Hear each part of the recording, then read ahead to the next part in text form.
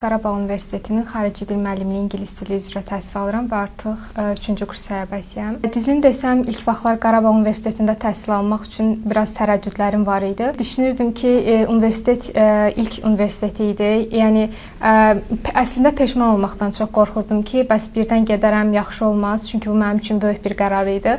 Amma sağ olsunlar, həm məktəb müəllimlərim, həm ailəm məni bu yolda dəstəklədi və eyni zamanda rektorun təşkil etdiyi təbliğat görüşlərindən birində iştirak elədim və artıq bu görüşdən sonra belə deyək də mən artıq əmin oldum ki, mən bu universitetdə oxumalıyam. Qarabağ Universitetinin peşəkar akademik heyəti, tələbə yönümlü belə deyim, tələbə yönümlü olması, yəni mənə çox imkanlar açıb və elə universitetin ilk kursundan da 2025-ci ildə Sidneydə keçirilən Beynəlxalq Astronavtika Konqresində iştirak etmişəm. Məqaləm konqres tərəfindən qəbul olunub və məqaləmi orada təqdim etmək şansı qazanmışam.